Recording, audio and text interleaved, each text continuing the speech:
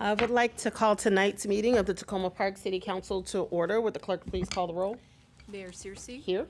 Councilmember Fulcher. Present. Councilmember Davala. Present. Councilmember Gibson. Here. Councilmember Siemens. Present. Councilmember Hanzak. Present. Councilmember Small. Great. Just want to share with my colleagues, Councilmember Small is has had to travel and is tending to his sick mother. So he may not be able to join us this evening, but has communicated with me his wishes in terms of the reconciliation. So our thoughts and well wishes go out to Councilmember Small and his family. With that, tonight, we are just dealing with budget reconciliation this evening. This is one meeting that is part of our series of meetings regarding the budget. Just as a reminder for my colleagues, tonight we will just have public comments on the FY 2025 budget, followed by a budget reconciliation before our adjournment.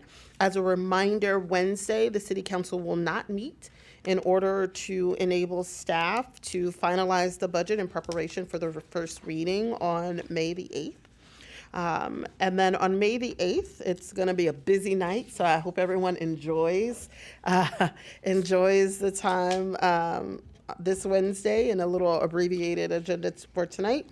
On Wednesday, May 8th, we'll start at 7:30. We will have a proclamation for the record in honor of May is Mental Health Awareness Month, followed by voting sessions on the first reading ordinance adopting the FY 2025 tax rate, first reading ordinance adopting the FY 2025 stormwater management budget, first reading ordinance adopting the FY 2025 budget. We will also have a resolution supporting the Maple Community Association Juneteenth celebration, followed by a single reading ordinance authorizing a contract for the NZI Construction Corp. For the Houston Avenue Stormwater Treatment Project. We will also have a work session, a memorandum of agreement between the Maryland Office of Administrative Hearings and the City of Tacoma Park to provide administrative law judge or retired judge to serve on disciplinary panels convened under the Maryland Police Accountability Act.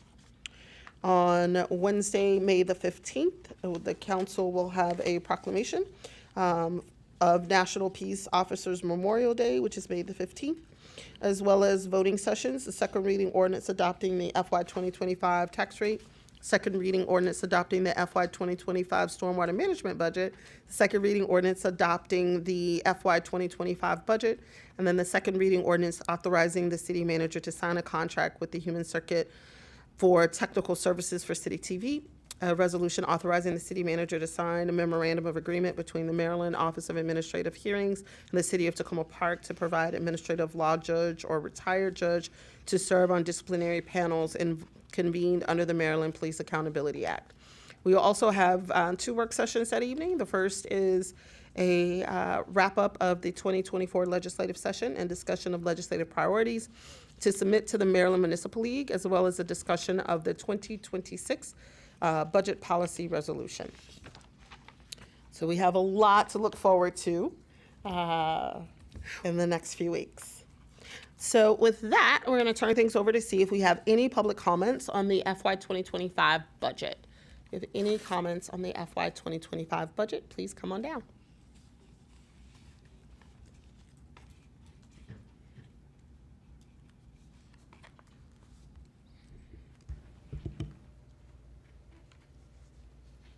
Hi, I'm Roxanne Fulcher. I live at 7102 Maple Avenue, and I'm here actually to speak on behalf of residents of 7102, 7104, 7106, and 7108 Maple.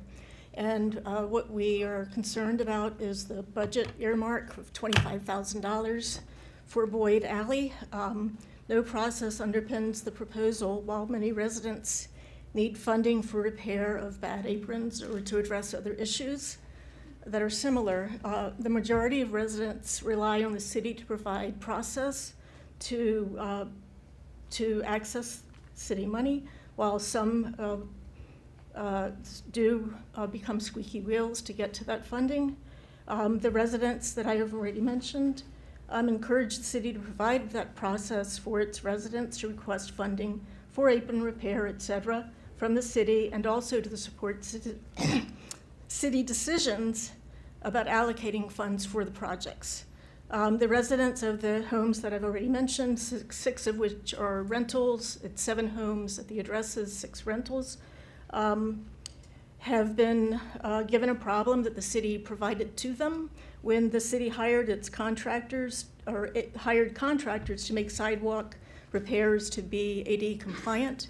Those contractors altered the driveway at Maple Avenue, at those Maple Avenue homes in a manner that requires residents to drive across the Maple Avenue into the lane of oncoming traffic and toward cars exiting onto Maple from Dance Exchange parking to access their driveway. On a daily basis, those residents and whoever else wants to turn into that driveway are making the challenging maneuver in a heavily trafficked area of Maple that is also frequently populated with cars speeding to or away from the traffic light at Carroll Avenue.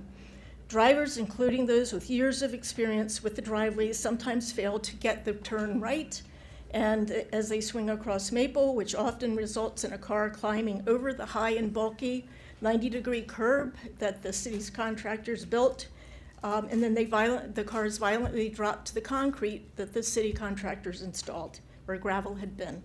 A car occasionally gets stuck on top of the curb with its front wheels on driveway, concrete and back wheels on sidewalk at the curb's front, and freeing the car means the car drags across concrete that the contractors provided us with.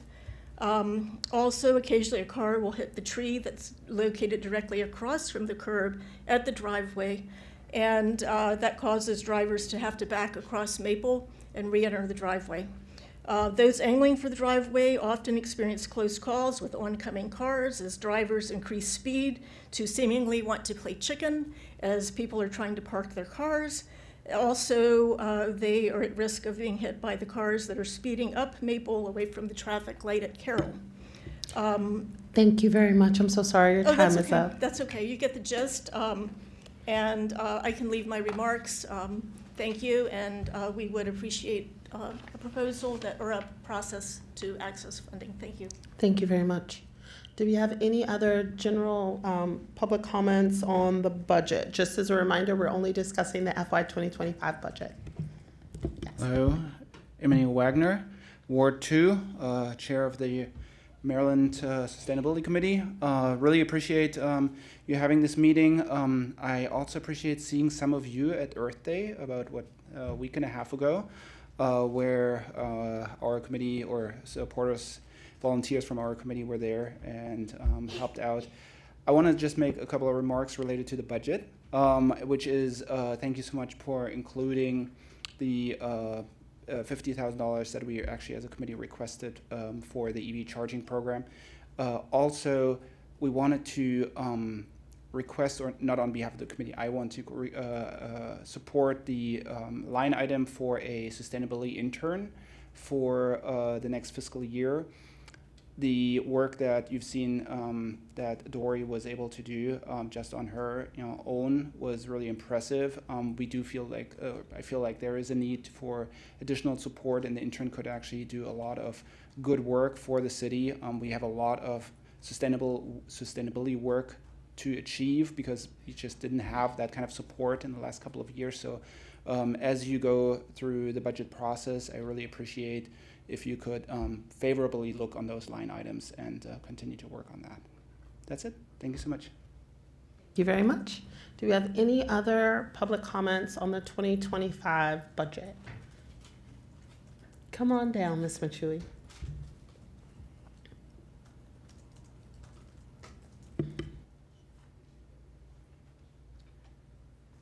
Good evening, everybody. Everybody back here too, and everybody's listening. Ward 2, 404 Boyd Avenue. I started Parents of Special Needs Adults in July 2015. Mr. Seaman has said he's going to try to help form an alliance between us and Frontline, an organization that helps people with developmental and severe psychiatric disabilities. I pray to God it goes through, because my son and others like him really need the help very desperately. And my son was born here, by the way. I sort of feel like, where is he supposed to go? He can't survive by himself, unfortunately. And I would like to say a thank you to the Village of Tacoma Park for trying to help us. For some reason, the head of housing seems to think that the Village of Tacoma Park can completely renovate my house and turn it into a home for people with disabilities. That's not true. They depend on a small cadre of volunteers, and they do their best, but they can't do that much.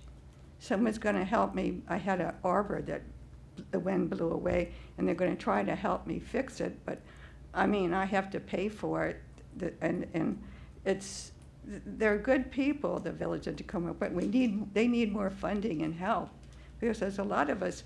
They try to help people with the developmental disabilities and our seniors, and they need more help. And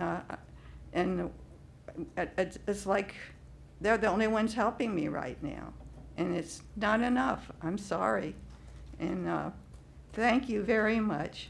Have a good evening. Thank you, Ms. Machui. Do we have any other public comments on the budget? Okay, do we have any virtual public comments on the budget? We have Mr. Wayne Sherwood online. Mr. Sherwood? You're up.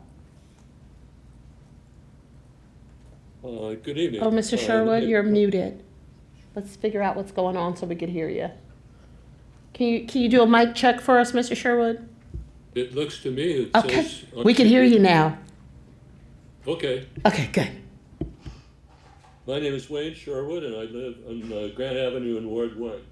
Madam Mayor and members of the City Council, first I'd like to express my thoughts and prayers for Councilmember Small as he's with his sick mother.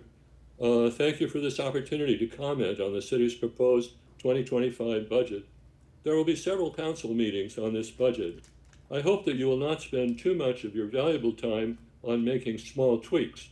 I urge the City Council instead to spend considerable time publicly discussing what should be done in its 2025 budget to begin preparing for changes in city spending that might be needed in the next several years as a result of major zoning changes in the minor master plan amendment that were approved by the County Council.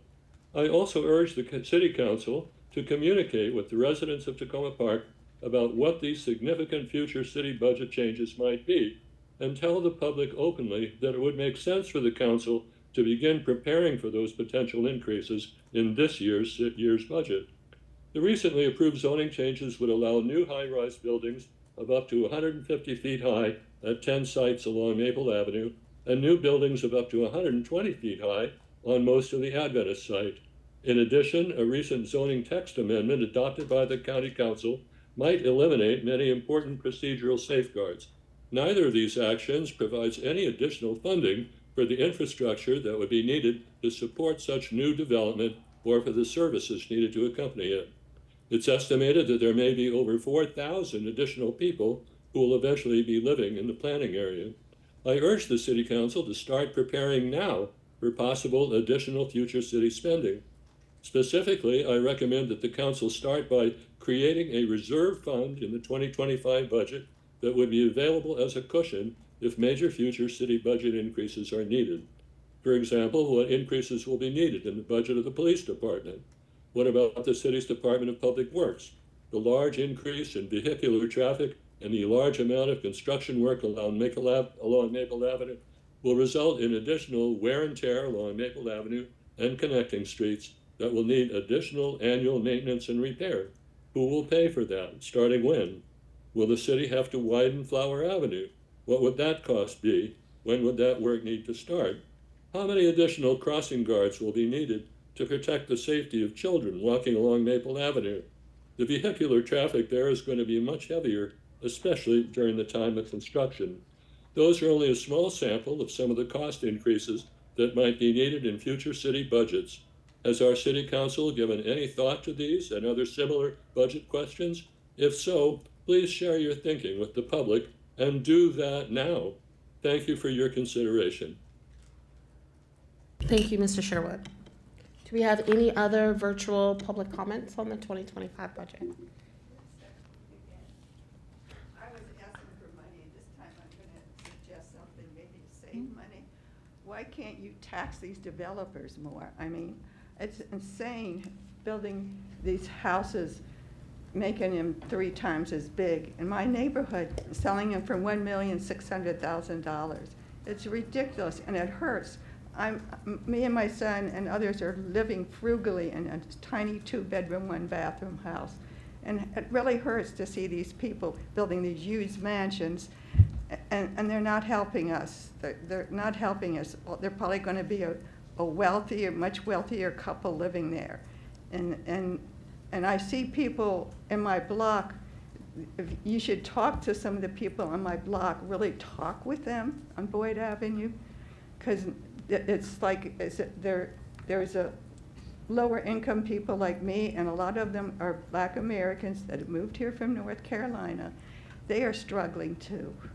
Thank you, Ms. Wachui. Thank you. Please help us. Thank you very much.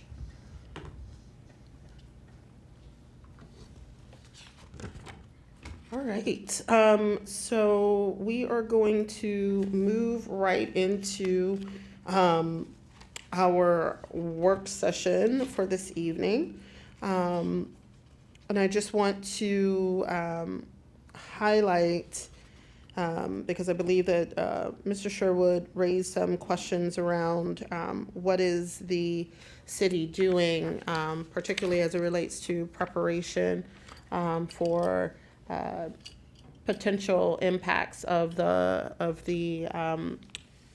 minor master plan. I think that there's a lot that we're doing right now that's mission critical for us to ensure that displacement doesn't occur in our city, or people are left without a place to live whenever our properties are exchanging hands, and so which can happen now inside or outside of the master plan area.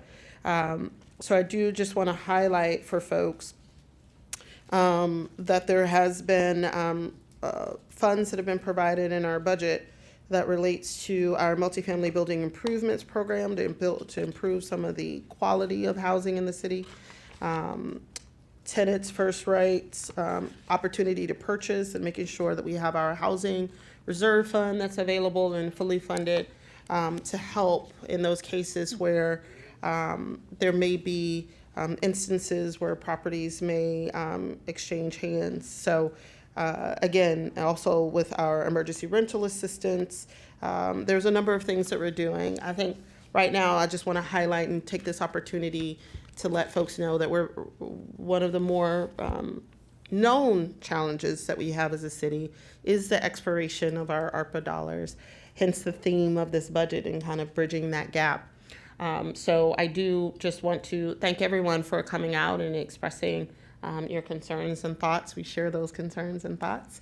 And staff have been working diligently to identify ways in which we can continue to provide the support that many along Maple Avenue and throughout our city, our renters may be experiencing whenever there's financial hardships or whenever development may come our way, but making sure that we have an opportunity and have the resources available to help protect and preserve housing in the city is a priority for this council. And we've done our due diligence to ensure that those resources remain in the budget. One of the things that we are going to do today is talk about budget reconciliation. So the way that we can make this work is to, we're going to have to go through all of our budget reconciliation items. We will need to take votes this evening, so I do just want to make sure that folks are aware. We will have an opportunity to make a couple of tweaks, but I do just, so for those who have items that are on the budget reconciliation list, if you have a tweak that you want to make before we move into the space of voting, please turn on your light. I actually have one on behalf of Councilmember Small. Councilmember Small has stated that he is willing to withdraw his increase of additional CIP Public Space Management Plan implementation dollars of $20,000. Okay.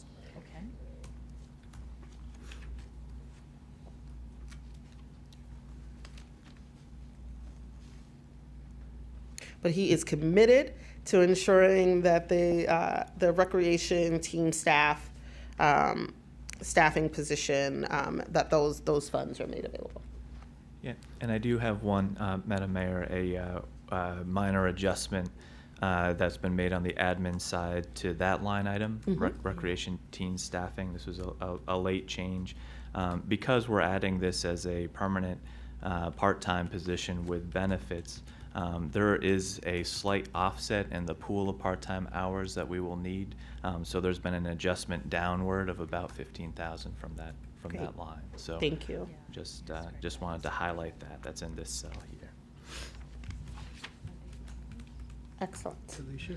Councilmember Gibson? Yeah, I just wanted to modify one of the items, reconciliation items that I had proposed, line number 26, to the two patrol vehicles, which I had wanted to decrease. I would like to make that just one vehicle.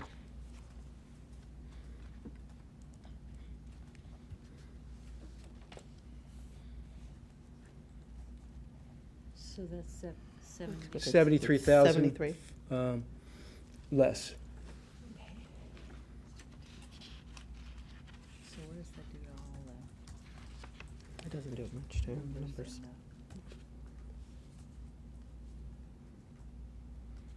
well, it makes this bigger than this, so I think we're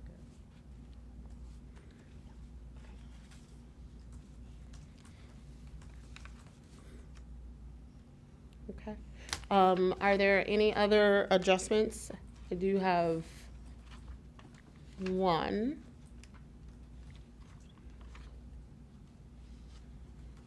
If folks are open. I would like to propose as a friendly amendment to Councilmember Gibson's request to have the boy alley apron included as part of the ARPA funds, the ARPA budget. I would like to move to have it listed as part of the general funds. General fund expenditures. 3, 4, 5, 6, 7. I have no problem with that. Okay. Do you need a second? Or you just doing it? Did you need a second? I said, well, it was a friendly amendment, Yeah, so I okay. was hoping that Okay, yeah. he'd be all right. If we were fighting, then yeah, No, no, we're I would good. need help. No. Okay. So then, I'm sorry, I'll wait. Yep. All right. So that takes our.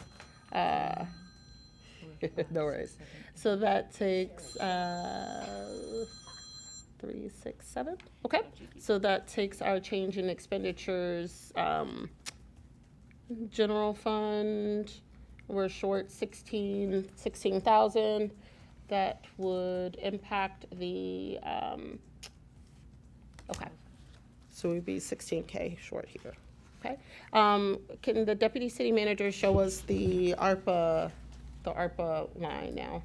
Sure, and just to clarify, as we're going through the general fund, if you look at this column here in the blue, it shows what the original proposed was of unassigned fund balance. That's the 5.193. And then once you net the two between the change in the expenditure and the revenue, that is where we come up with the new revised general fund unassigned fund balance. Thank you very much. So we're about $3,000 off. 3,000 over what was initially. Over what was initially proposed. Correct. Thank you. Yep. Oh, there's And the 13 something. Sure, Could sure, you sure. back it up just to, there, thank Yep. you. Yep. So just as a reminder for folks, up at the top, what was discussed previously in terms of reconciliation items by funding category. Deputy City Manager Bodek, if you wouldn't mind scrolling up. Perfect. So just as a reminder, the staff had made an adjustment to a couple of revenues, increase in library aid revenue that came out of the tax dupe, as well as a decrease. Seriously, it comes out to the dollar? Yep, so it's a change in revenues, increase in our revenues of 13,000. So what Deputy City Manager Bodek explained is that there was the delay in Maryland paid FMLA, which gave us 72,000, but we also got that 13,000 in additional revenues. So the net of those, if you scroll down, means that we added more cost of 16,000, but we also added a little revenue of 13,000. So it's about a $3,000 difference between the proposed general fund assigned fund balance, line 40 and 43, which is yep, perfect. Just want to make sure that there's no one that's confused about that piece. Okay. All right. So the next area where there are items in terms of the ARPA. Just as a point to note that the ARPA monies were about $75,000 short. So I do just want to Okay, keep going. Sure. So I do just want to confirm, just as a reminder for folks, there were a number of items that were added to the ARPA budget. So there were a number of items that were added by the city manager. And then there were 2 items that were added by Councilmember Gibson, totaling about $70,000. So the vegetation management maintenance contracts, as well as the stormwater design and engineering support, which was listed at $50,000. So with that, are there any comments or questions regarding the items that are noted here? I do have one question for Councilmember Gibson. Can you explain a little bit more in terms of the stormwater design and engineering support item? What exactly are you envisioning? Is this just about design and engineering for our current LIDC list of projects, or are you proposing something different? Can you hit your mic? Awesome. The proposal was for 1 or 2 projects within the scope and within the number that the LIDC had recommended or had done some preliminary research on.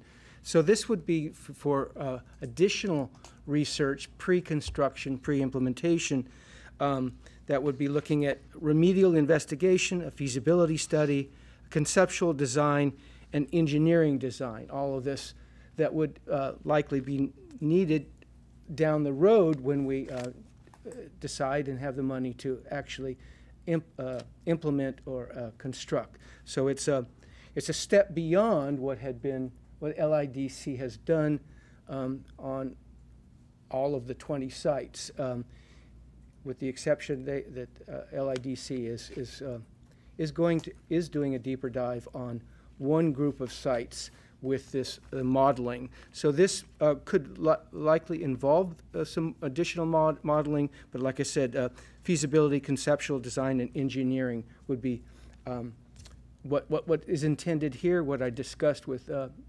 Daryl Braithwaite, and as in that conversation with her, I believe, and I could be corrected, that there was interest in the fact that it could be multi-year, which is part of the reason why this ARPA funds were more amenable to that purpose, because they can, if they get signed this year, they can be implemented over multiple years. Does that answer your question, though? I'm sorry, I'm still a little confused. So currently what we have in the budget, can the city staff explain currently how we've included LIDC projects as part of our CIP? Mayor, there's one project in the CIP that specifically addresses LIDC recommendations, and that's the Garland and Davis project. For FY 26 to 29, the CIP also contemplates about $200,000 to $300,000 worth of stormwater projects that come out of the LIDC research and study. And so I think from a staff perspective, where that $50,000 will be most useful, and Councilmember Gibson, correct me if I'm not interpreting what you're saying correctly, but there's the current limitation for staff doing more in the stormwater area is primarily a staff capacity issue. Director Braithwaite has alluded to that several times over. And so what this $50,000 would do is provide consultant services in addition to our existing civil engineering services to expand our capacity for LIDC specific projects within the scope of LIDC projects that we're already under contract for. So you may recall from our conversations that there are 2 sites in which LIDC has done some additional research. One of those sites has as much as 10 different projects, all of them fairly large projects, and each one of those projects is going to require some engineering and design. And so this $50,000 would allow us to begin some of that work. The caveat is that the $50,000 wouldn't allow us to do multiple years of work. That sum of money is probably an allotment that can be expensed within 6 to 8 months. Thank you. Yes, that's largely how I understood it in our conversation and with Daryl. Although I think that, again, staff capacity is the major hang-up, because it takes staff to even provide oversight over projects that contractors do. So I had understood that there was an advantageous, and I understood from Daryl that she also seemed to agree, that having a multi-year window to actually utilize that $50,000 would come in handy, as opposed that maybe it would not. At least I did not understand from her that that the $50,000 would fit in with an FY25 budget. That would be tight, but that the multi-year was advantageous. But the rest of what you comment on is what I understood. Again, there's our LIDC already identified sites. There's 20 sites. There's a number of public sites. There are more than 100 residential sites that are involved in the study, and this is moving the ball a little bit further forward. The additional qualification of the 6 to 8 months is that information came out of I think a question from the last council meeting about whether or not this $50,000 was an appropriate amount. At the time, we didn't have the answer. In consultation with Director Braithwaite, while she's interested in a multi-year contract, that $50,000 isn't enough to do multi-year. I have to admit that when I spoke with her originally, it was around $75,000, and that's what she agreed to, or agreed with in concept, and then I changed it personally just to fit within our budget to $50,000. So it sounds like it may be enough for maybe one project or that could be done this year. in any case, I think that ARPA funds, even if it isn't a multi-year, it's a useful leveraging the work that we've got, that we've paid for, $134,000 worth with LIDC, to move that ball a little bit further. If I'm I think that's an accurate statement. Thank you. But I do just want to make sure that I'm clear, because it's my understanding in reading the budget is that we have funded a project. Like what we're talking about now is providing contractor engineering support to help with staff capacity to perhaps do more, or to do that more easily. I'm just trying to make sure that I understand what exactly is this $50,000 going to go for, because if the $50,000 is just extra engineering support to help staff through this first project, we already have in the CIP multiple additional projects down the line. So and then if this is only 6 to 8 months worth of funding, I'm just trying to piece out in my brain, what exactly are we funding? Are we just funding extra engineering support to help towards one of the future LIDC projects that's currently in the budget that would be for an out year, versus thinking that this is going to be some prolonged funding request? I certainly did not specify what specific projects. I guess I was under the assumption it would go beyond the project that's already been targeted for this coming year. That there are other, again, 20 different sites. There's one project that's going to move forward. Garland Avenue, Davis there are others outside of that I would leave it to staff to decide where best to use it. Again, my assumption was that it would probably be outside the one that's already planned for, because there has been further work, modeling done on that, where there's not been modeling done on the other sites. Mayor, just one point. The Garland and Davis project is ready for implementation. The other projects that are contemplated by LIDC have yet to be planned and designed. Okay, so this money would be for engineering support for the design for the next project that would be ready for implementation in 2026. Yes. Okay. I'm sorry, Councilmember Siemens. Thank you, Mayor. I just wanted to say that although I appreciate Councilmember Gibson's enthusiasm for environmental issues, I think that with our goals this year of keeping our budget under control or getting it under control, and the fact that we already do have staff recommendations for doing this work, and we do see that this isn't going to actually get anything else accomplished this year, I am going to vote against this. Thank you, Councilmember Siemens. Councilmember DeBall? Are we discussing this item right now? We can. Yeah. Okay. So I had two questions. So one is that I also care deeply about the stormwater projects that LIDC has proposed. And I feel a little bit like $50,000 is a drop in the bucket, and I don't know that it would make a lot of difference right now. But to that end, I'm more concerned about balancing the ARPA budget. And so if I understand this correctly, we are $75,000 off if we do all of these things. Mm-hmm. Yes?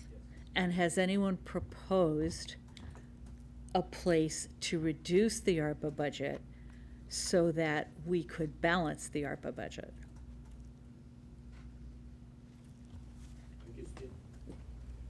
If you, You did. Another place. I do not have a proposal myself. Yeah, I'm happy to chime in. I mean, in my view, when we're speccing out all of the projects that we currently have in the ARPA budget, for me, they fall into a higher priority area, meaning, our food security program, quality of life, all of these programs relate more to trying to weather the storm of the expiration of the ARPA money based on things that we know are of value to the community. I know that some people may want to pick from the street maintenance bucket, but I think that we can't keep picking from street maintenance. What ends up happening is that bill gets bigger and bigger and bigger the more we pick. So, and also I think that it is important that if we're going to use ARPA monies, let's make sure that we're investing in something that's longstanding. And one thing about fixing your roads is you don't have to worry about fixing those same roads for some period of time.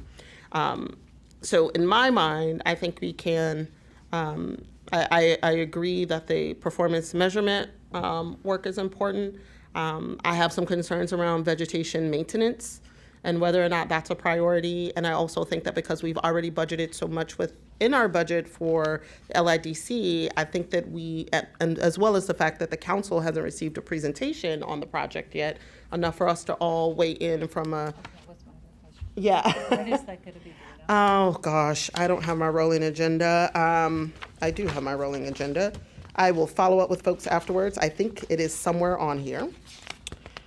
Here's my rolling agenda. Thank you. Oh, it's not on there yet.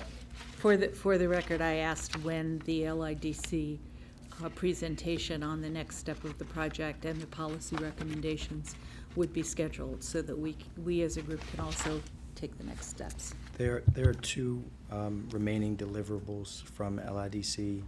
I believe we're expecting them in May, but we do have Deputy Director Chamberlain online. Ian, if you could share any insight that you might have about the LIDC deliverable deadline. I don't know anything off the top of my head, but I will go ahead and check into it and probably either send an email or a chat. Thank you, Give me a Ian. moment.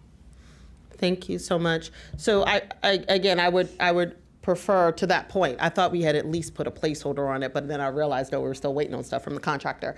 That we would, have the opportunity to present to the staff would present to council. We would have all of the deliverables, and then the council would be able to, from an informed place, make recommendations regarding how we want to proceed. I think it's great that we pushed to make sure that at least one project could be funded through this fiscal year.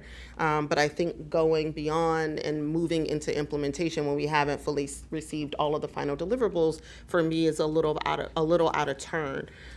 So in my mind, if we were to cut the vegetation maintenance contracts and cut the stormwater design and engineering support, like I said, which is there's already some funding in the budget for an LIDC project, that would put us closer to balancing our ARPA budget.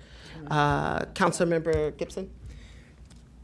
Yes, I just want to say that unless I'm mistaken, the amount of money that we're putting into this year's stormwater is just the standard amount, as if it's business as usual in terms of just using the stormwater fee, and that given what I think the most of us would agree that we're in a climate crisis and it's being felt by stormwater in this city in particularly, it seems like whether it's enough to nudge things or not, that we need to increase that. So we're not increasing. We're just doing the same. We're choosing to use our stormwater fee funds in roughly the same amount that we did last year for an LIDC project. That is not moving the ball forward. That's just business as usual. And so anyhow, that's my take on it. And I wanted to say that I'll be happy to offer a reconciliation item to reduce the as dipping in, or whatever you want to call it, the street maintenance from 125 to 75,000. Excuse me, to 50,000 to save the 75 for others. So that's a reconciliation I'd like to put on the table. Okay. Councilmember Gibson would like to put a reconciliation item on the table to reduce the street maintenance 125 to 50. to 50,000.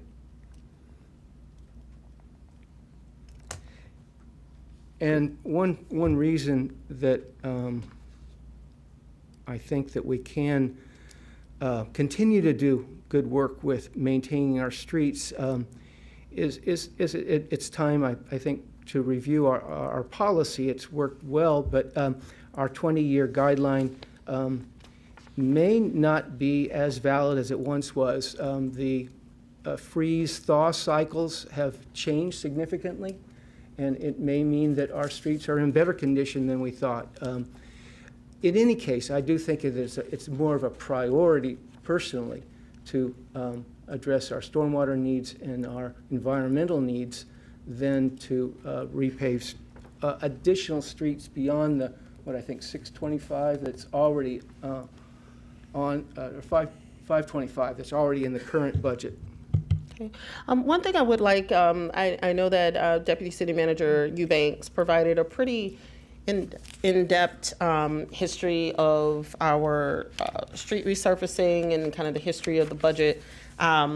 Would it be possible for Mr. Eubanks to kind of walk through a little bit, just for folks that may be listening, the need for the over 600 for our street resurfacing work? Yes. So the last several years, Mayor and Council, the city has done a fair job of sticking to what is at least practice, if not policy, of allocating about $500,000 to the street maintenance budget, with the exception of FY24, where the allocation was about half, $250,000, I think it was. The budget or the street maintenance process is very much dependent on a street analysis that's done I believe it's every 4 years or so. And that street analysis gives the Public Works team a sense of which streets are in need of repair. It devises a score and allocates that score per street or per segment of street. And it ranges, I think, anywhere from 0 to 100. The city has a goal of maintaining the condition of our roadways in fair or better condition. And so the streets that are in less than ideal condition are prioritized first. And so Public Works, back when this last assessment was completed, developed a list of street projects that would be completed between FY22 and FY25. And based on an assumption that about $500,000 worth of street projects would be allocated every year, we develop a pipeline of projects that essentially fit that mold. So for FY24, when we didn't allocate enough projects to fully fund all of the needed street repairs, that left a series of unfunded projects. And ideally what you would do in subsequent years, if you have the capacity, is go back and include those projects from the previous year, those that were unfunded, in your current year. If you do that, you have about, in FY25, you would have an additional about $180,000 worth of projects that you need. The allocation of projects, according to this list that was developed in FY22, that was slated for FY25, is approximately $428,000. So in total, if you include the unfunded projects from 24 and add those to the 25 projects, you have about $160,000 to $180,000, not accounting for any inflation and such, of projects that need to be addressed in order to keep pace with the city's goal of resurfacing every street in the city approximately every 20 years. There's some additional information that we shared, which I think gives some insight into the fact that the allocation, including this additional total from ARPA, is about right, that was shared by our city engineer. What he shared was that on average, to get about a mile of resurfacing at today's dollars, it will cost the city about $370,000. Now, if you take the $625,000 that have been proposed in the FY25 budget and divide that by the average sum of, or average cost, you get about 1.7 miles worth of street paving that could be accomplished in FY25. That is what we need to do. Approximately 1.7 is what we need to do every year in order to keep up with that 20-year pace. So for this year, the $625,000 is a very good number. Thank you very much. Councilmember Honzak? Is it all right if I speak about something more than just the street maintenance? Yeah, Are we sure. okay? Okay. So I guess I've been giving this a lot of thought too, because as some of my colleagues have said, I share a lot of similar concerns about stormwater and the future and climate change with Councilmember Gibson.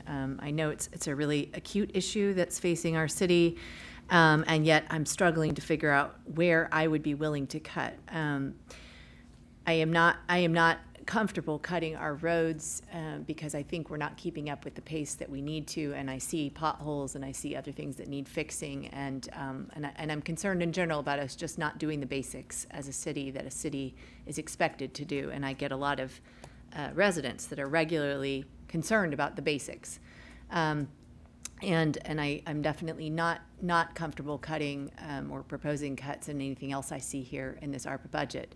And I also just want to point out that I see here in this ARPA budget that, you know, we're putting in money here for multifamily and energy efficiency grants, which is also a climate issue as I see it.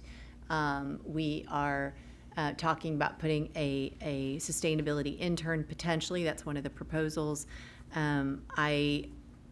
I think that's important because I am hoping that we can leverage some outside dollars, and I'll be eager to see if we might be able to, once we see the LIDC results, you know, there's always the possibility of a budget amendment if we think that, wow, these projects could do more than just, let's say, fix something on private property, but a public-private, you know, property that really has super high priority. I mean, I'd be ready for a discussion on that, Councilmember Gibson, and I just am not seeing where I'd be comfortable cutting the budget at this moment. So I really do appreciate the spirit and the deep thought that you have given that. You did a lot of work on that, and I think it's really meaningful and helpful as we move forward and consider how we can advance the really good work that LIDC has done for the city. So I appreciate you opening that box for discussion. Councilmember Siemens? Thank you, Mayor. I know that some of you will remember me talking about street maintenance and kind of the condition that the city's street maintenance was when I first joined the council. And in fact, at that time, what was happening was the city council would decide each year how much money to put into street maintenance. And then there was always a debate at reconciliation of, well, we want to do this other favorite project, and street maintenance is an easy one to pick on because we had this big bucket of money there, but there was no scientific approach to determining how much money should be in the bucket. So the council did work with Public Works, and they came up with a scientific method that included measuring the quality of the street, including the base of each of the streets, and determine how much money we should be putting into our street maintenance budget for each year to be able to get to a point where we could do maintenance of streets. At that time, there was an estimation that the streets would last approximately 20 years. And so they developed a formula that determined how much money should be put in each year into the budget to be able to maintain a 20-year schedule. One of the challenges at that time was to get the streets into good repair so that it's easy to maintain. And so we had to put extra money into the budget early because councils had taken money to do their favorite projects rather than putting the money into street maintenance. And I appreciate Councilmember Gibson's putting this discussion on the table, but I think that just shooting from the hip is not the way to resolve the questions. I think it's maybe a good suggestion that that city staff revisit the formula and determine whether we are now putting the right amount into the budget every year. But I will say, one of the things that I have seen is that that amount has not grown a whole lot each year, even though 20 years ago that we developed the formula. And costs have certainly risen significantly for everything, but for street maintenance, between when that formula was originally put together and where we are today. So it would be nice to hear that our streets are in better repair than they were then, and maybe it doesn't take as much maintenance to keep them in good repair, but at the same time, the increased costs may mean that we need to have more money in there. And again, I'm not willing to shoot from the hip on that decision. I think having more information would be beneficial. Thank you, Councilmember Siemens. Councilmember DeBala. Yeah, a couple of things. I agree with Councilmember Gibson and Councilmember Siemens that we need to take a look at the 20-year, at the policy that was developed 20 years ago, and see if it's enough, or if maybe we get lucky and it's too much, but we haven't done that. And I'd like to have that be in a resolution that accompanies the passage of this budget. So that might be the first thing we put on that list for a resolution. Secondly, I think I was the person who raised the question to start with about what does that extra $125,000 in roads get us? And having worked on this for the last few days, last few hours with Deputy City Manager Eubanks, thank you, brain freeze. I was thinking about the numbers. No matter which way I do it, if I do it by miles, if I do it by miles of road, if I do it by ratings, if I do it by dollars proportionately, I come up with that $125,000, to my surprise, actually, is not frivolous or wasted. It is useful, and it is not catching us up to where we were a couple of years ago. So I just wanted to say that, that I looked into that enough to satisfy myself. And last but not least, back to stormwater. One of the budget questions that I asked had to do with what we might do with a stormwater fee in the current year in order to get the, not just a one-shot consultant, but to get the help that we need in the program going forward, now that we've identified so much more work than we had in our work plan before, which was originally just based on the very important concept of meeting our water quality permit, but it was only focused on that. So I'm not proposing that we do anything today about stormwater fees, but I would like to have that also to be in the resolution, to take a closer look at whether and how much we might look at how to consider stormwater fees. So that's all what I had to say. Thank you for your patience. Thank you, Councilmember DeBala. And as folks might have heard, excuse me, during the rolling agenda, we will have a work session on May the 15th. And this will be a discussion of the FY 2026 budget policy resolution. One of the things that we realize is that whereas we're talking about the 2025 budget, we need to start, some of these issues relate to the 2026 budget. So if we're talking about adjustments to the stormwater fee, having lived through the big stormwater fee overhaul, we know that that requires lots of staff, just a little bit of work, to talk to have staff come and present to us about what would be some fee options and what we may feel comfortable with doing. And so I think that that's something that's ripe for us. May 15th. May the 15th, May. Okay. And that gives us a little bit more time in terms of work sessions and things so that we're able to have a resolution that gives staff clear direction in terms of, particularly amongst different revenue options we want them to pursue for the 26 budget.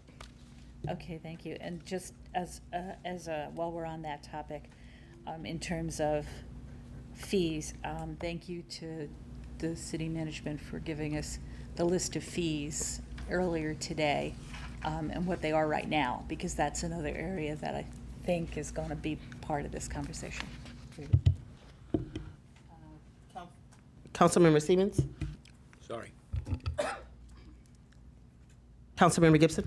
Yeah, just a short comment, actually reading with regard to the vegetation maintenance that we haven't talked much about. I did send to all of you some background information on all of the all the reconciliations items that I had proposed, and I included with I believe her permission, email from Anna Mache John, who, as you know, is vegetation maintenance manager.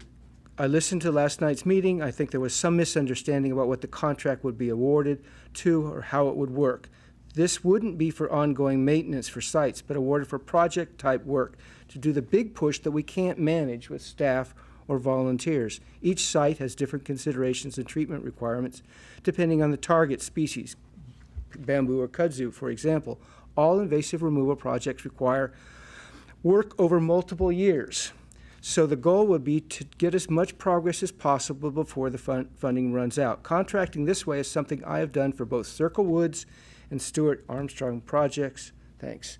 So that's a little bit more about what one staff person's thought was on that, and it certainly, after having seen what was done at Circle Woods and been a part of that process, I'm just really excited about we actually restore our environment as opposed to just kind of keeping up at best. And that was, as one example here that Anna brought forth. I'd like to see more of that. So this is a small investment for a project like that. Okay. All right. So what I would like to, in terms of moving us along, I feel like we've discussed quite a few items. I just want to make sure that there are no more questions regarding items before we move forward into voting.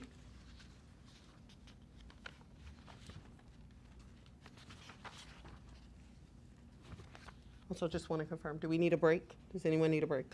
I'm taking it. Okay. All right, let's go ahead and give folks a 10-minute break, just in case. Oh, thank you. Yeah, no worries. We'll reconvene at 8:45. I appreciate it.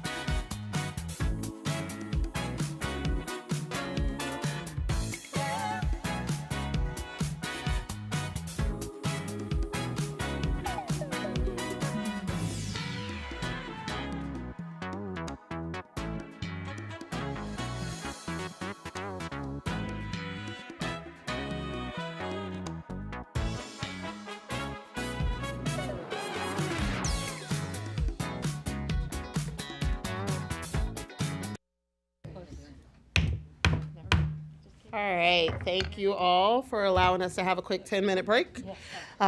We are reconvening tonight's meeting of the City of Tacoma Park City Council. And we are reconvening our discussions regarding the reconciliation list for the budget. So I think that we've hit on many of the major items. One of the things that would be helpful for us to talk about is the impact of the proposed decrease from 2 now to 1 patrol vehicles in the ERR. I just want to, I know that we had heard from the chief, who I know is away attending a conference, about the fact that the 2 cars are really needed, and I just want to ask our city staff whether or not there are any thoughts regarding the decrease in the number of patrol vehicles in the ERR from 2 to 1, in terms of the substantial impact or the possibility of the impact that may be. Mayor?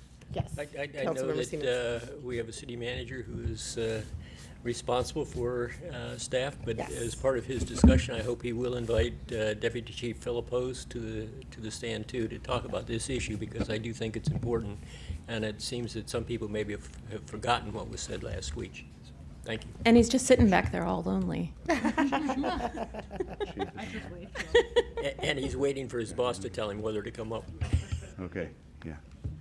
Yes, and thank you, Councilman Siemens, for inviting that and inviting Deputy Chief Philippos.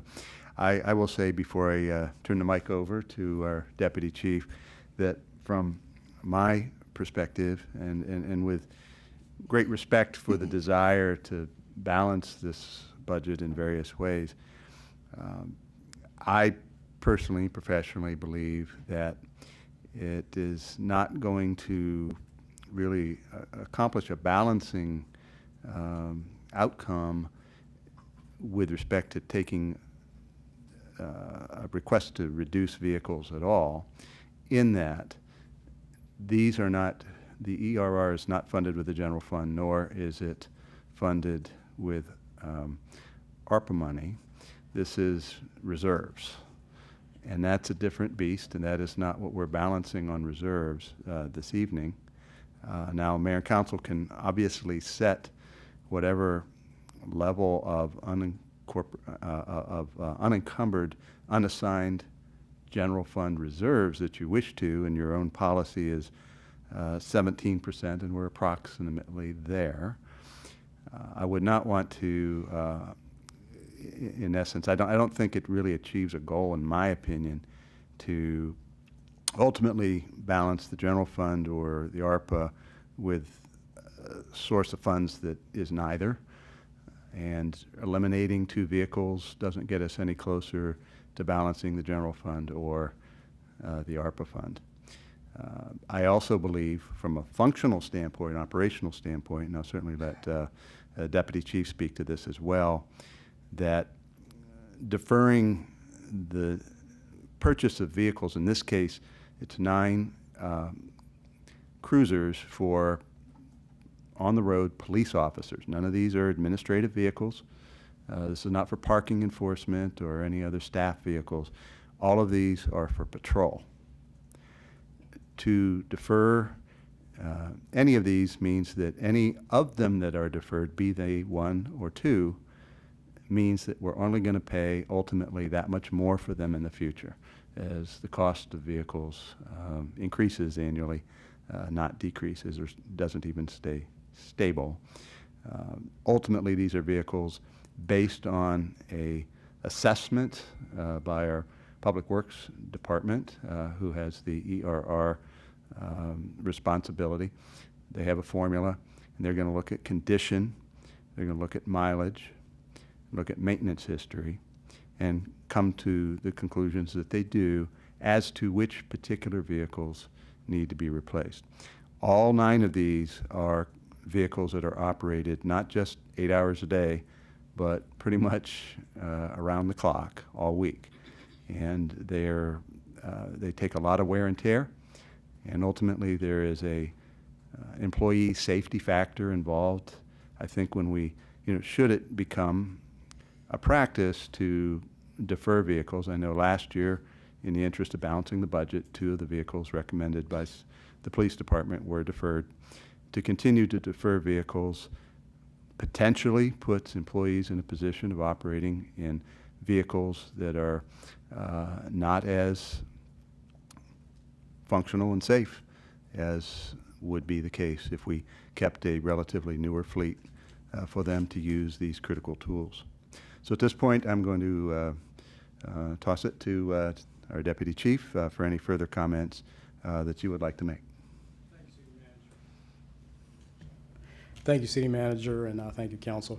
As the Chief spoke the last time, these vehicles are severely needed for our agency, for our officers. And the one thing, and there's 2 parts to it in my perspective. Most everybody uses their vehicle to get from one point to the other point, right? You go to the grocery store, you leave your house, you go to work. But these vehicles are functioning offices for our officers. They spend their entire shift in these vehicles. And any one of us who has an office, if we have a tear in our office chair, we're going to replace it, right? It's not going to go too long before we replace it. These vehicles are not in great condition, and we're doing Band-Aid fixes to get them along, to keep moving them forward. We talk about officer wellness, we talk about recruitment, we even talk about retention. Having new cars impacts that, and having old cars also has a negative impact on that.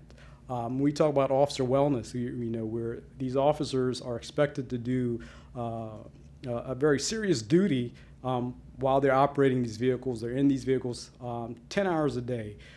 So I just want our community to understand, the council to understand that these are our officers' office space. They're in there 10 hours a day, and we need to show them that we appreciate them, show them that we care, and that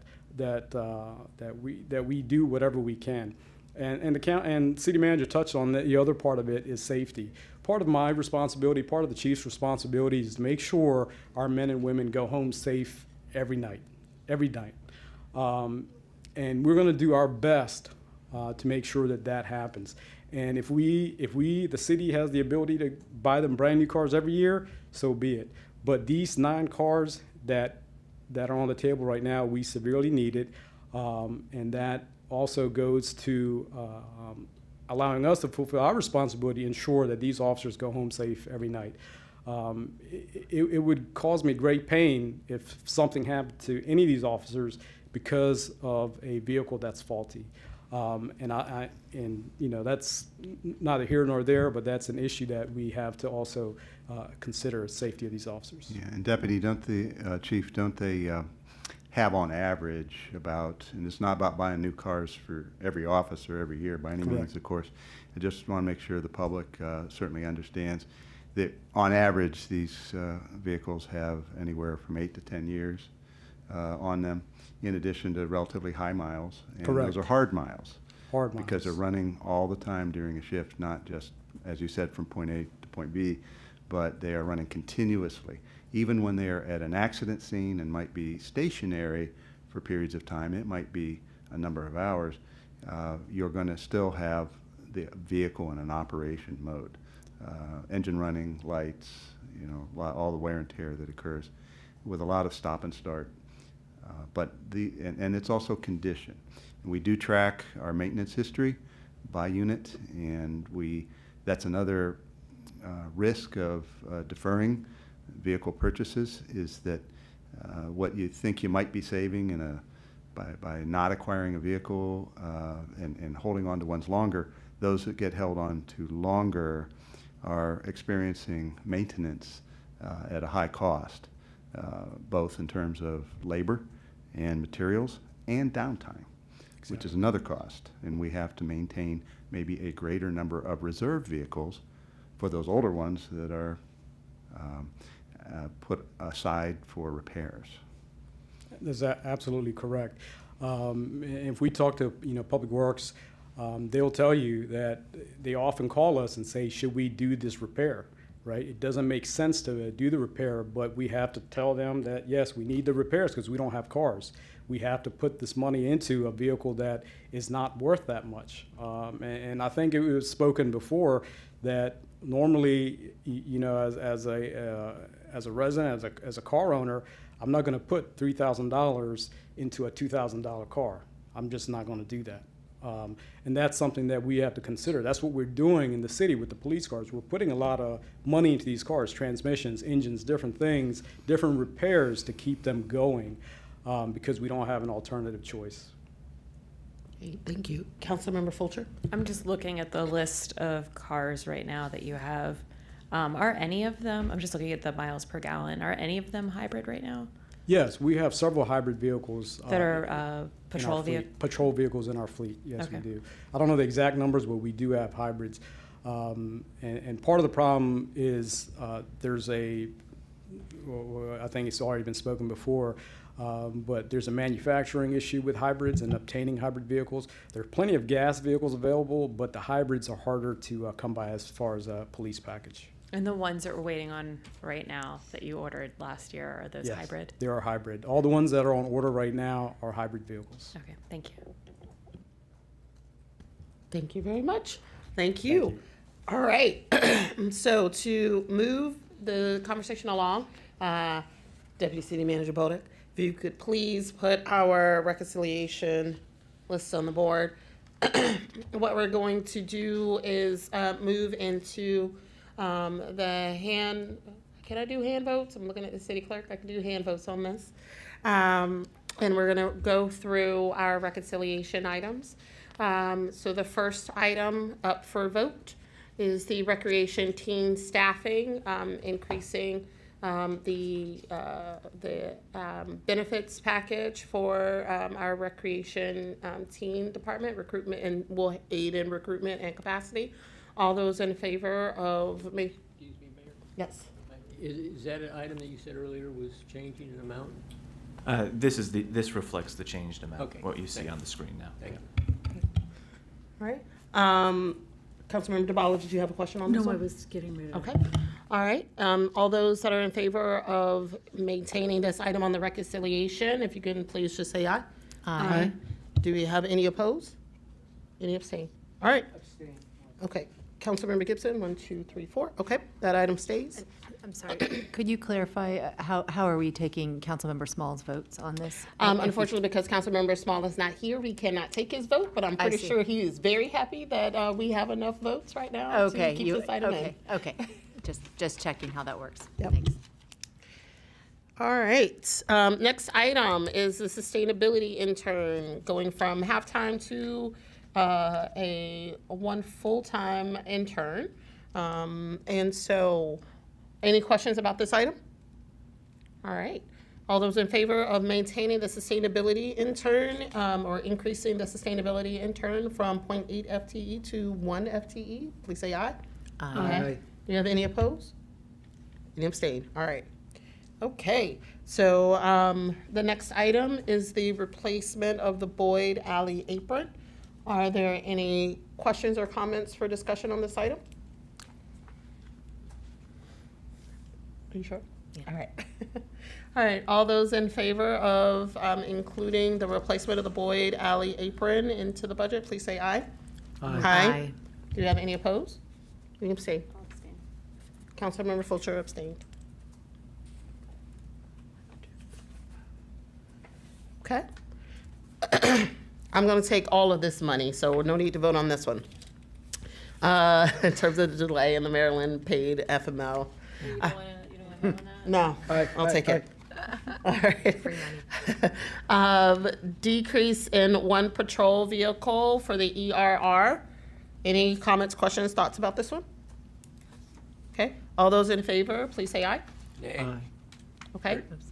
You're What- If you're in favor of keeping reducing the number of patrol vehicles By one. to one, say aye. Aye. Okay, do we have oppose? Nay. Nay. Okay, do we have any abstain? All right, so that item does not move forward. All right, we're gonna ease on down.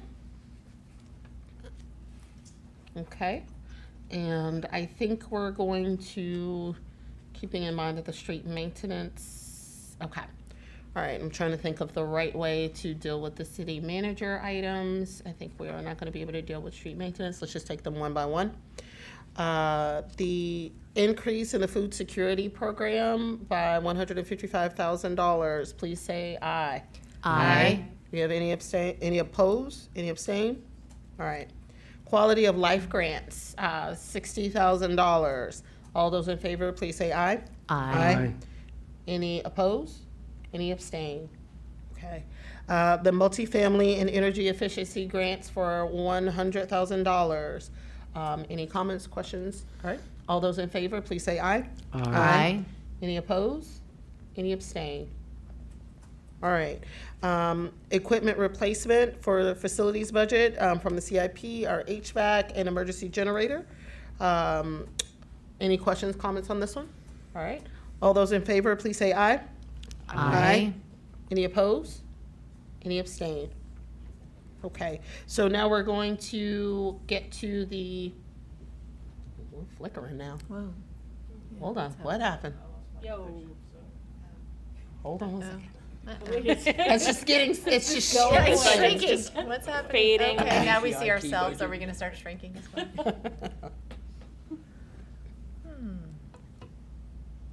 All right.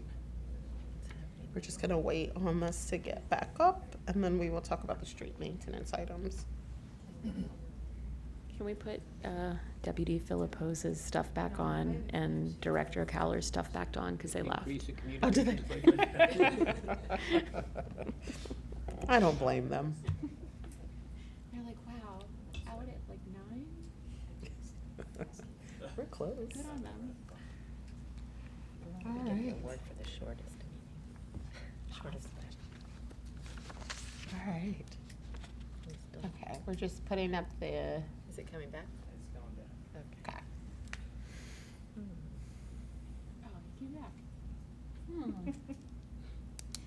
Seeing is believing and all that. He's right. He's ready. What's that? I know, we were gonna It must be a We were question gonna for- cut make it HCD in happen. half, but Yeah. you came back. But you came back. Surprise budget item. All right. Sharing a balance. So we're back up and running. Okay, so the next item is the street maintenance of $125,000. And just as a reminder, we have two items related to street maintenance. There's one that requires a $125,000 use of ARPA funds towards our street maintenance budget. And then there is one that is proposed by Councilmember Gibson regarding a reduction of our street maintenance budget by $75,000. So actually, that would be, I guess, reducing the amount of the 125 down to 50,000. All right, so we're going to take these two items together, just keeping in mind that we both can't be true. All right, so all those in favor of increasing the street maintenance budget proposed by the city manager by $125,000. Please say aye. Aye. Do we have any opposed Opposed? and any abstain? Okay, that one moves forward. So let's just to make sure that we're documenting everything, because that means that the decrease would not move forward. And I'm just gonna triple check that we don't need to vote on that, because I think we both can't be true. All right. So now we're gonna move on to the next item, library redevelopment. Increase in the library redevelopment proposed by the city manager by $500,000. Any comments or questions on that one? All right. All those in favor, please say aye. Aye. Do we have any opposed? Any abstain? Okay, all right. So we're gonna move on to the next item, which is an increase into the budget for the development and design of performance measurement program, which was proposed by the city manager of $30,000. Are there any comments or questions or discussions about this item? All right. All those in favor of the development and design of performance measurement program, please say aye. Aye. Do you have any opposed? Any abstain? Okay, all right. The next item is an increase in the vegetation maintenance contracts proposed by Councilmember Gibson for $20,000. Are there any questions or points of discussion for this item? Okay, all those in favor of the increase of the budget of $20,000 for the vegetation maintenance contracts, please say aye. Aye. Aye. Oh, excuse me, I'm sorry, I didn't mean to say aye. Please, We'll please do a remove that from do-over. the record. Yeah, All right. I'm sorry, I was Just distracted. as a reminder. Distracted. Kara, you had my I'm heart sorry, beating. I'm sorry, I got you excited there for a second. Empathy and I was thinking about a different item, I'm so sorry. That's okay. My brain was wandering. All right. Refocus. Thought it said vegan. Are you a vegan? Increase vegetation maintenance contracts to the budget of $20,000. All those that are in favor of that $20,000, please say aye. aye. Any opposed? Aye. A nay? Nay. All right, and any abstain? All right, so that one doesn't move forward. All right, so the last item is an increase in the budget for stormwater design and engineering support in the amount of $50,000.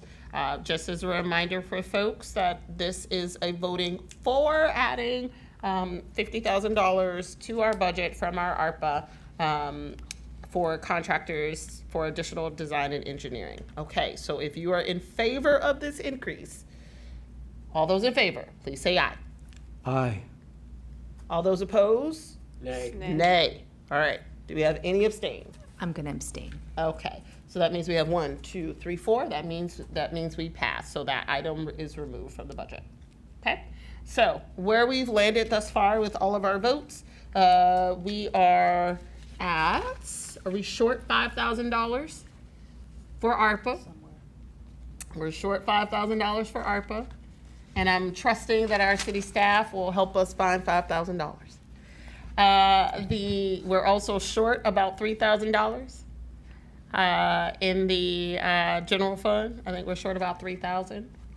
And I am trusting that our city staff will help us with identifying $3,000. I think that could potentially end up coming out of our reserve, but it's such a small amount that we'll still be at 16.74%, which puts us still really, really close to our 17. Yep.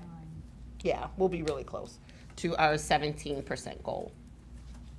Okay. So question, so are we asking the staff to look for this, or are we saying that we're okay with the 16, the somewhat lesser unassigned? Yes, I think it's Yes okay. or- You can't say yes to both. Yeah, well, I was thinking and talking at the same time. So the only place where the staff would likely be able to find that money is from the unassigned reserve. So we're only talking about a total $8,000, Yeah. which relatively speaking is a drop in the bucket. Yeah. So we will still be able to hit our target goal of being at close or near 17%, while still being able to make sure that our budget is balanced and not taking it out on our tax rate. And I just want to make sure that I'm speaking accurately, given that the number is so low that we're off. Okay. Even though Sure. may I speak?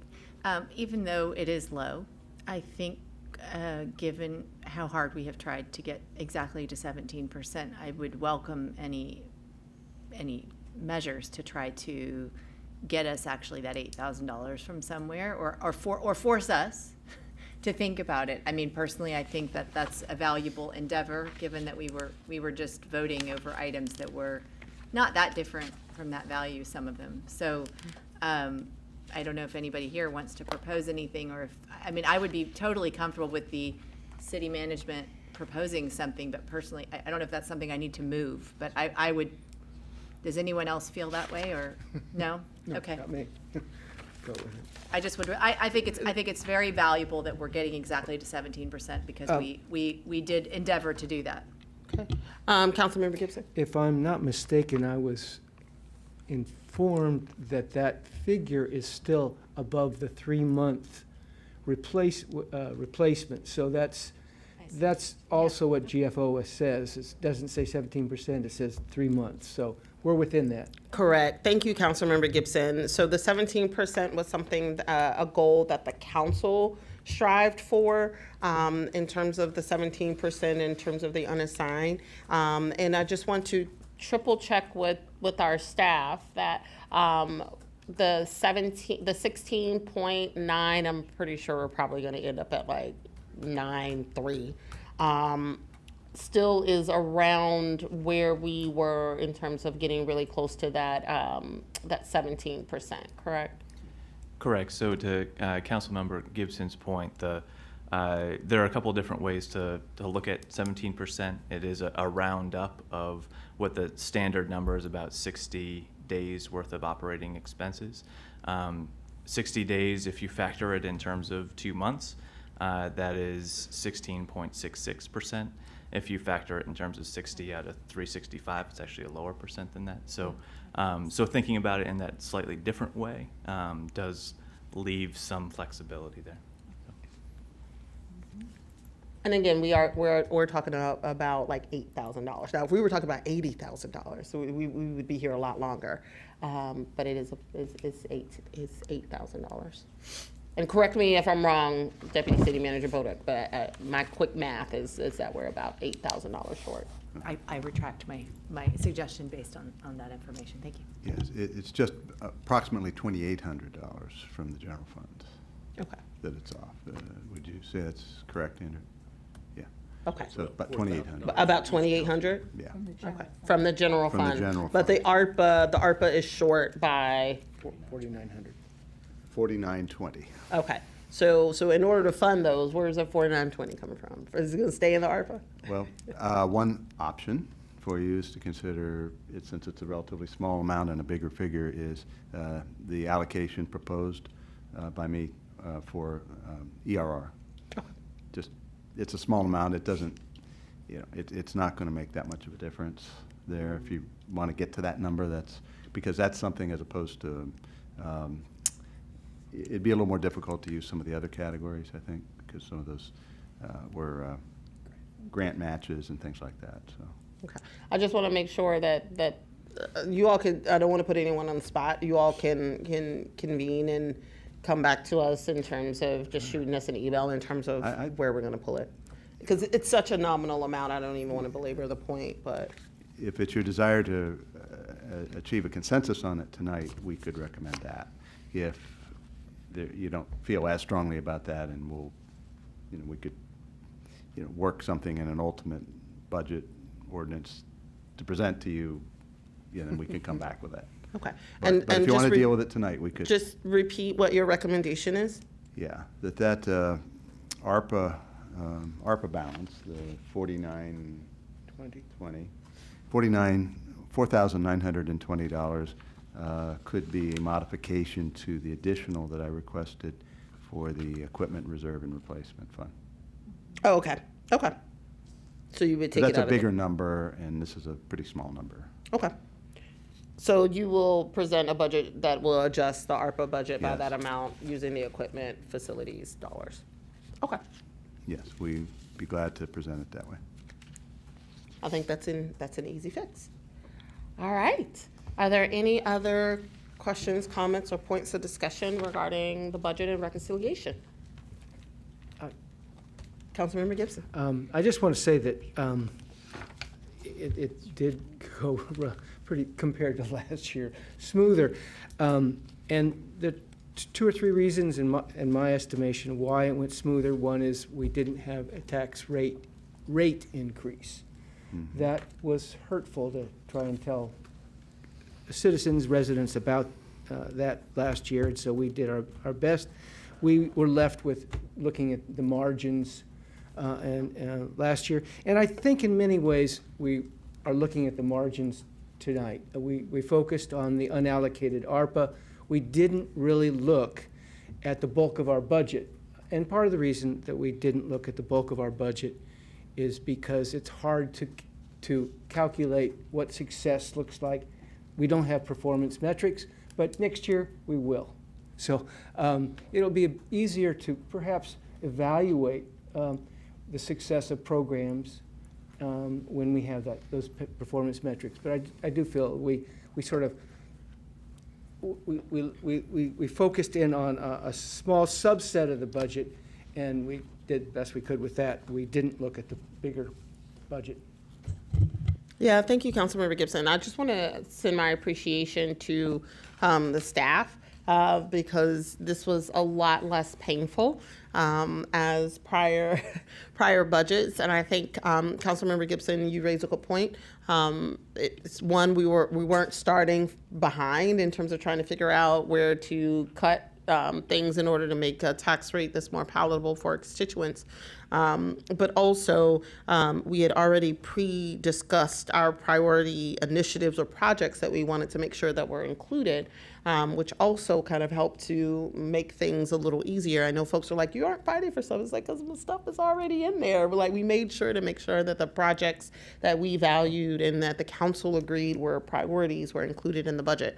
And so, to have our staff come in and do this much work and in a short amount of time, because I know we needed to start a lot earlier, I am very appreciative for how this process has gone. And Madam Mayor, while you're, and thank you for that, to the extent that you're referring to city staff, I just want to specifically call out the hard work and leadership of our finance team, both Susan and Ron and their team. I also want to acknowledge the hard work done by department heads in really helping us get to the numbers that we needed to. It took time, wasn't easy, and some difficult choices and decisions were made in bringing a proposed budget to you that did not call for a tax increase this year and also did achieve the 17% in reserves. That credit really goes to so many city employees who worked hard, both department heads and their teams that they work with and lead. And also I want to thank those members of the public who have shared with myself personally, with my team, and with all of you publicly, some great ideas and comments.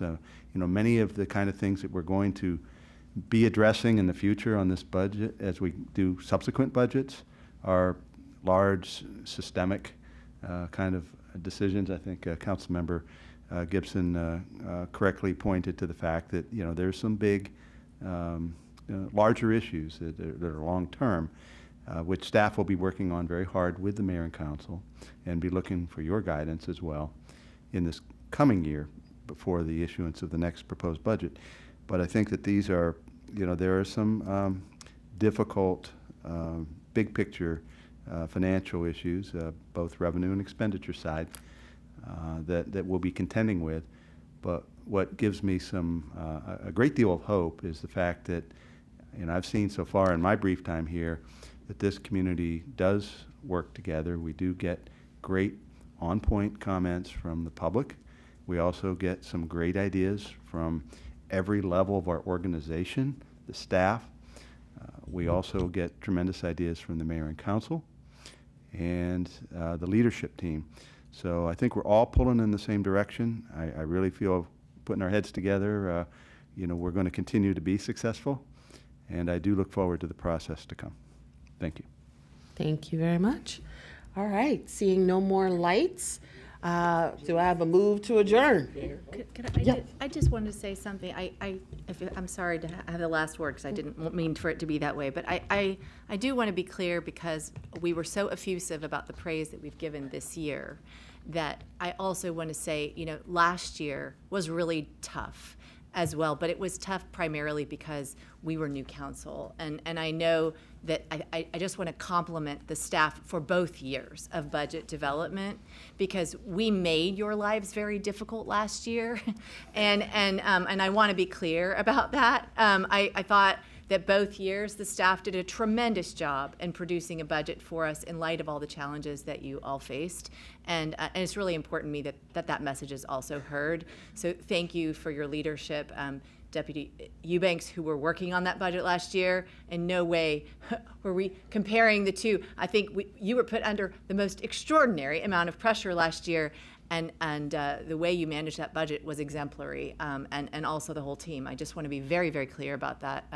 So I thank you, and I have no doubt that we wouldn't be where we are today without all the work that the staff has been doing in between times to prepare our new city manager for the role that you're playing. So I just want to say thank you for that. Great. Yes, definitely. All right. So with that, motion to adjourn? Yes, motion to adjourn. Thank you so much, Councilwoman Gibson. All right. Thank you all. Have a great night.